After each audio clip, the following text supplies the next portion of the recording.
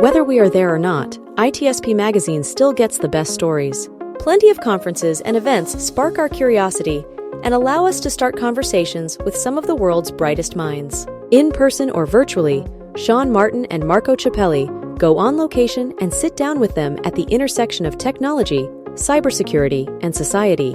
Together, we discover what the synergy of these three elements means for the future of humanity.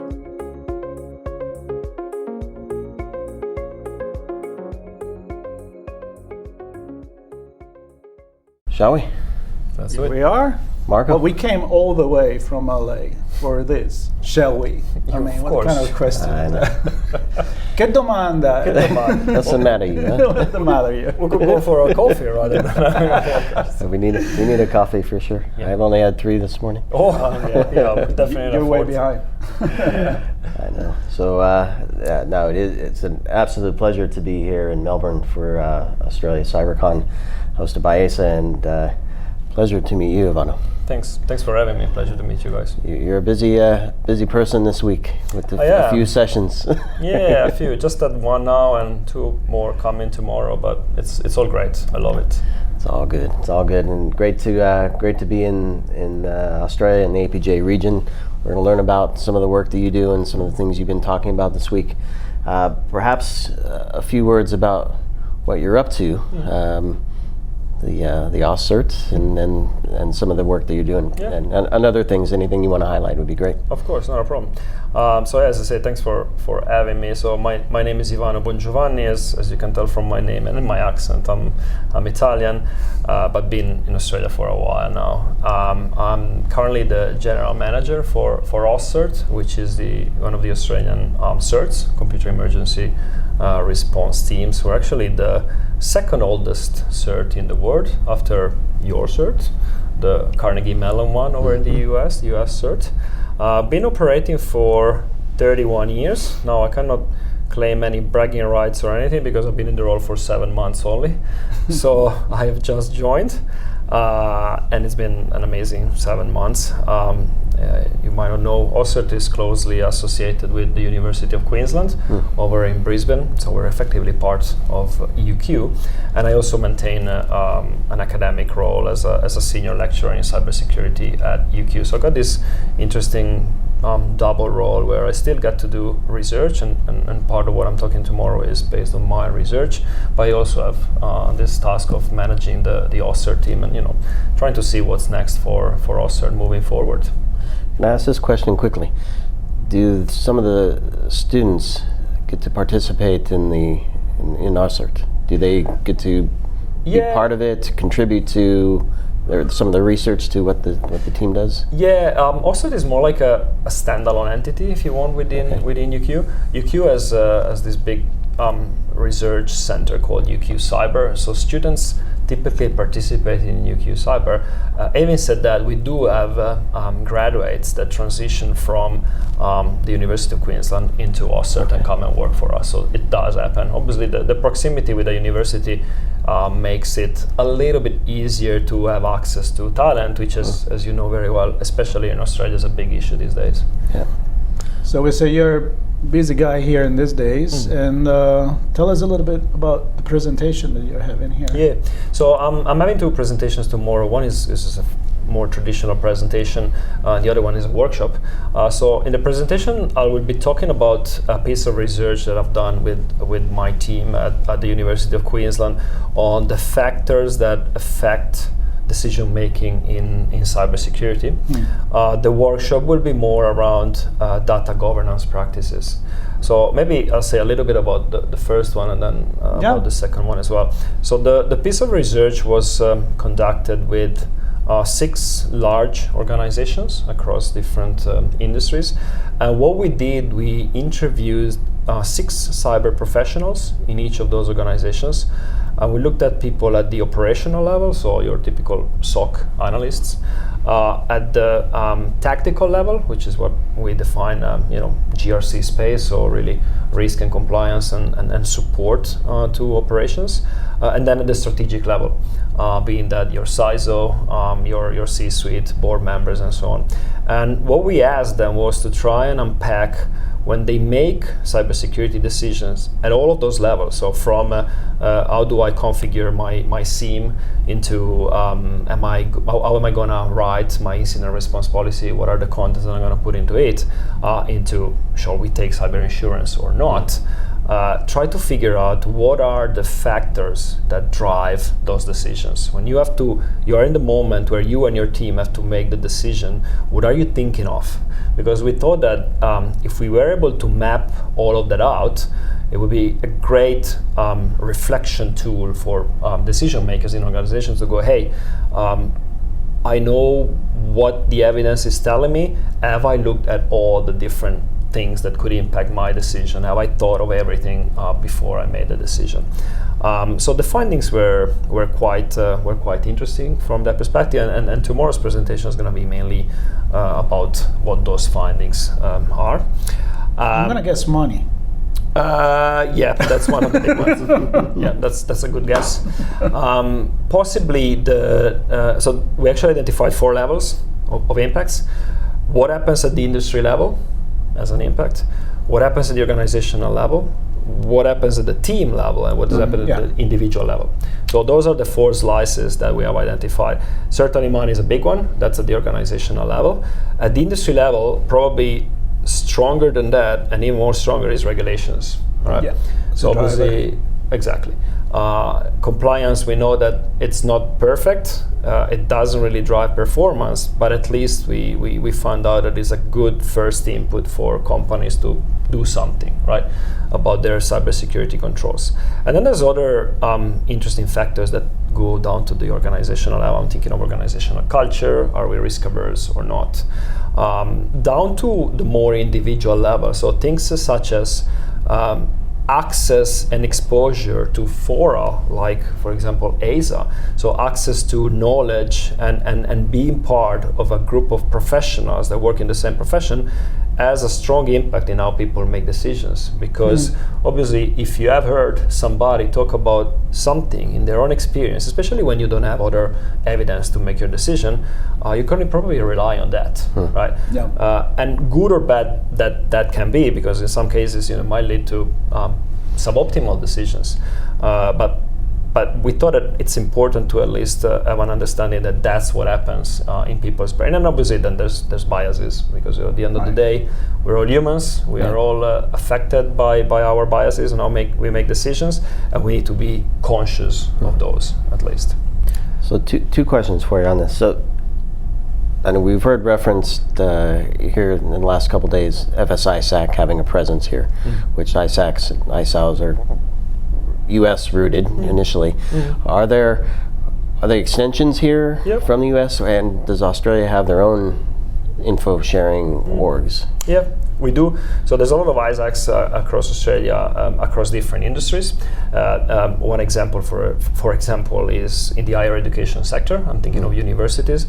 So in Australia we have 43 universities, if I'm not wrong, and there's an ISAC that is set up by an overarching body that actually facilitates information exchange within that specific industry. We also, I know that Australia is in the process of setting up a healthcare ISAC, so obviously dedicated to organizations that operate in that specific industry. And needless to say, we know information sharing in cybersecurity is essential. So there's a lot of work that is currently being done on trying to raise awareness on the fact that, hey, it is okay to share things such as your IOCs or dynamics that you're seeing in your environment within certain containers where it is safe to do so. And even in terms of the recent regulations, I'm thinking obviously you guys are aware of the cybersecurity bill and are aware of the fact that there is now a mandate to disclose ransomware payments. Obviously that speaks to the fact that even the regulator is saying, don't worry about sharing, we're not going to come after you because you have shared. So that speaks to this willingness to create safe conditions for sharing. And again, I can speak about the higher education sector. It is a great industry from that perspective, because there's this willingness to really collaborate, because people know that today's me, tomorrow is you, right? So we need to kind of make sure that we are across the threats that we're facing. Yeah. Absolutely. The second question I had is around data, but less about the threat and attacks and IOC and indicator of compromise, and more about what's inside the organization. So I have a belief that there's security data that can help define a business opportunity, or at least unlock opportunities within the business, which is kind of at the strategic level of maybe some of the research you did. Are we starting to see where security can help define where business should focus and to unlock new opportunities? Have I got a couple of hours? Sure, come back. It is a great area of passion for me, what you just mentioned. And actually, it's a great segue to my second presentation, which is this workshop on data governance. My answer to your question is yes. And we actually, and it's not just me saying it, we heard of it from Joe Sullivan's presentation. And I attended a couple of other presentations where there were people saying the amount of data that security as a function has access to is unbelievable, right? Now, data governance is a tricky one. Because as we say, it's not a sexy topic. It is extremely difficult to do. Because for some of those large organizations, just even knowing where your data is, who has access to it, under what conditions, and what are they doing with it, is that personal identifiable information or not? All of those questions are incredibly difficult to answer. And I do have a feeling, this is not evidence-based, but based on my conversations, I do have a feeling that it's a lot of the too hard to do basket, right? And that's why I think that there's been such a strong drive on cybersecurity investment. And I always use the analogy of a pyramid. By over-investing in cyber, we're really patching the top of the pyramid, but oftentimes we forget about the foundations, which is data governance. Where is the data? Who has access to it, and so on and so forth. Now, in my opinion, the shift is exactly what you said. Justifying investment in cyber and data governance is difficult because it is about loss prevention, right? I'm a CEO, I don't want to spend money for something that in the best case scenario doesn't lead to absolutely anything, right? I want to create value. I want more customers, I want to expand my market, I want all of those. Now, if we can shift the narrative around the fact that it's not just about loss prevention, it's also value creation. And an example is business intelligence, right? If we can find ways to structure unstructured data, we're gonna know where is what and who has access to it, loss prevention. But also understand things such as, are we being efficient with our operations? Are there parts of our business or our infrastructure that should be decommissioned, that are just costing us money in maintenance and are not delivering value?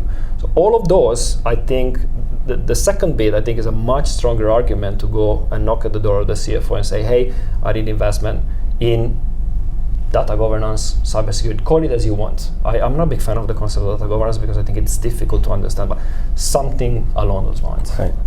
And I don't know, Marco, do you remember the conversation we had with, it was a film company?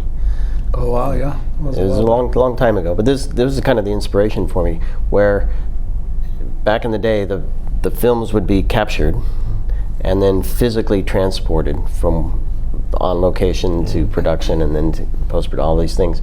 And this organization said, if we securely find a way to do this digitally, we can change the way this industry works, and we'll have a first run at this new opportunity. And they were very, very successful with that. So it was led by a secure method. Of course, it's cloud and it's data storage and all that. But for me, that was the inspiration of using data security to drive new business opportunity. For me, that's what I was going to ask, which is the use of technology and how new technology comes into play in the decision making. So AI, but also kind of like a vendor driven investment, right? Like the marketing, the buzz, zero trust or whatever it is. And does this become a factor in the decision making itself? Yeah, look, there is one thing, without wanting to be too academic, there's a phenomenon called mimetic forces in action when companies make decisions. And this is not just cyber, this is any decision. And it kicks in particular when decision makers don't have enough information about where to go, if they should go A or B. The default approach when you don't have enough information is, what are our competitors doing? Follow.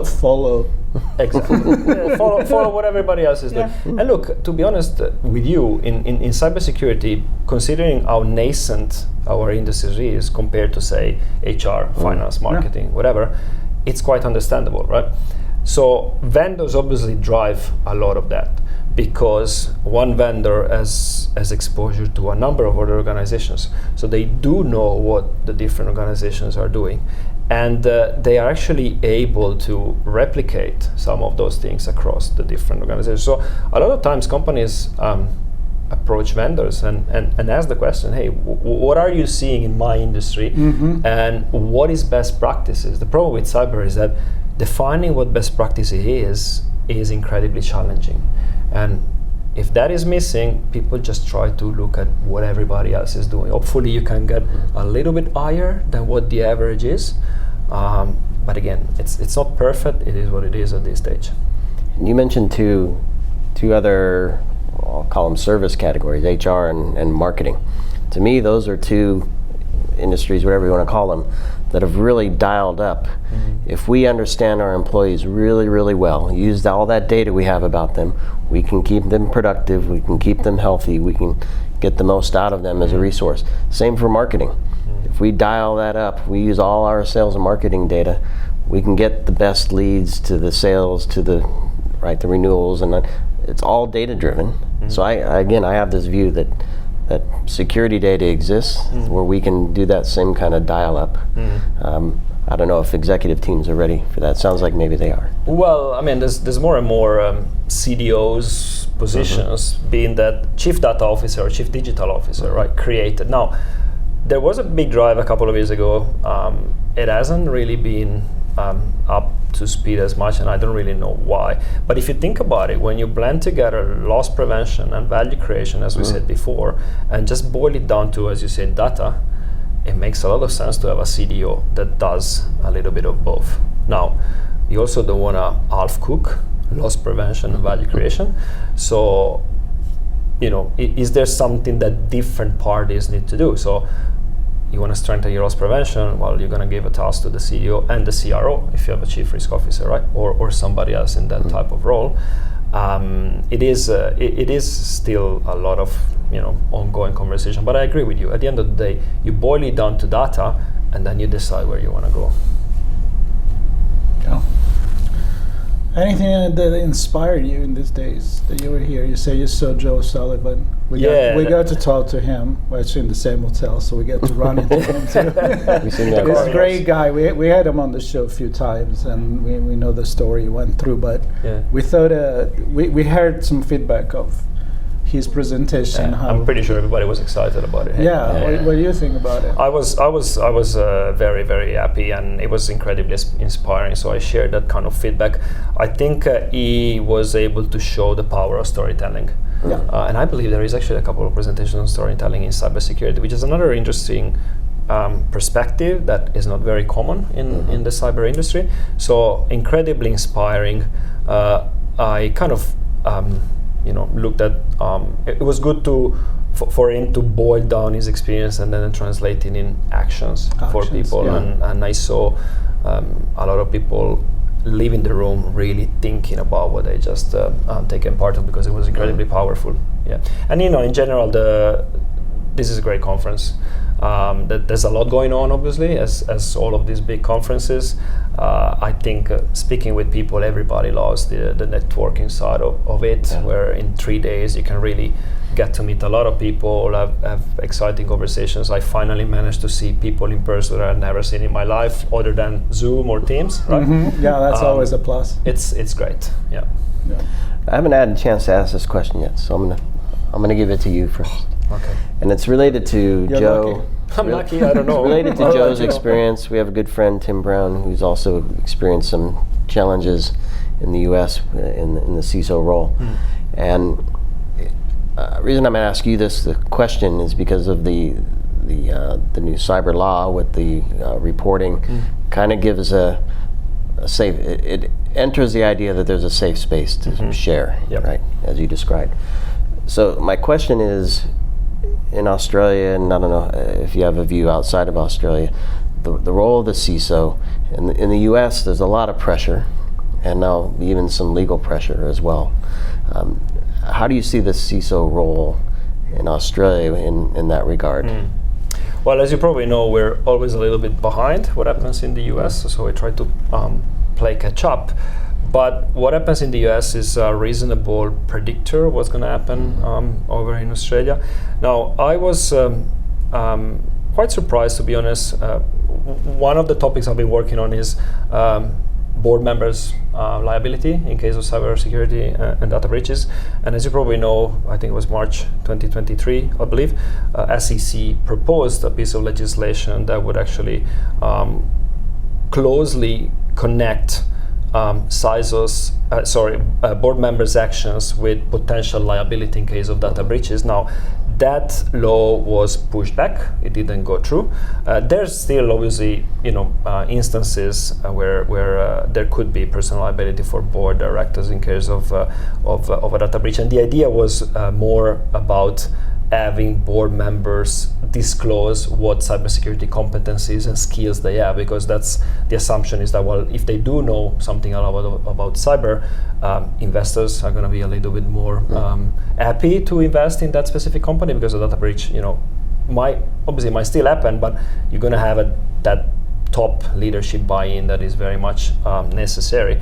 Now, all of that to say that we actually, so some of the comments were in the US where, board members have actually been let off the hook with this change in cybersecurity regulation. And again, I think the more sophisticated comment on that was that that's not exactly true. What has been growing is more burden on CISOs to produce the evidence for the directors that they're actually doing as a company the right things when it comes to cybersecurity.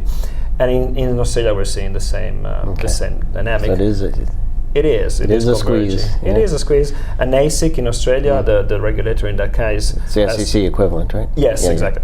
Has already, because they deal with investment as well. So they have already said that they're gonna hold board members accountable. Now, there is no specific regulation that connects cybersecurity responsibility and personal liability with board members. In Australia, everything boils down to the Corporations Act that says that board members have to act with duty of care and diligence. Obviously, if it emerges from investigation that the company has not invested enough in cybersecurity, where negligent in cybersecurity practices, that could kick in this clause of duty of care and diligence, because board members probably have not performed within this duty of care and diligence. So all of this long explanation to say we're saying similar dynamics, things are squeezing in, board members and top leaders in general have to be more accountable. They're going to become more demanding towards CISOs, which is going to increase the pressure on CISOs. Yeah. Another reason not to be a CISO. No, I didn't say that. We won't reason number one. There's a reason I'm not. There's a reason I'm not a CISO. I have tremendous respect for them. 100%. Same. Absolutely. Well, I think it comes down to the fact that it's very complicated, and it's, as you said, and as we know, we expect to be a mature industry. We talk about maturity all the time, but it's a young industry. We're still figuring out as we go. I mean, what about the responsibility of the vendor? Oh, yeah. No, they're off the hook. I mean, right? Yeah. No liability on that. We saw a few things happen in the recent month. Too. Well, and third-party risk, just to finish off, is another massive topic here in Australia. Okay. Yeah. Maybe we can have a chat on that separately. Absolutely. You were definitely welcome to join us besides the regional event here, which we're happy to be, and hopefully we'll be back next year. I wouldn't say no. Of course. And then, of course, trip to Australia is always good, right? Yeah, and you can join us on one of our online episodes. Absolutely. On redefining cybersecurity with Sean, I'll be part of it too. thank you so much. Thanks, guys. Yeah, Thanks super for fun, having me. super Really informative. great conversation. Absolutely. Appreciate it. My pleasure. Yep. And, Enjoy the rest of the conference. Thank you so Thank much. you. And for everybody watching, you can get in touch with any of our guests just by checking out all the podcasts that we've been publishing. There is way many more where this came from because we're still in this room for a while. It looks like separate episodes to you. It's one long episode. Exactly, but we will be filming on outside in the in the center, expo center as well. So stay tuned, subscribe, and we got many more coming. I don't know how many. I don't 10? know. I think 10 from today. Something like that. So All right, let's go. fantastic having Thanks you. for Thank your you. guys. Thank you very much. Thanks.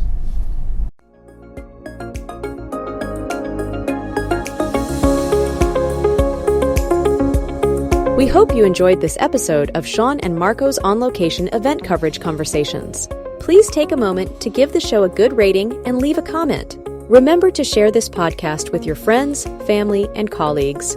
Come back for more conversations and follow Sean Martin and Marco Ciappelli as they continue their journey toward redefining cybersecurity and society.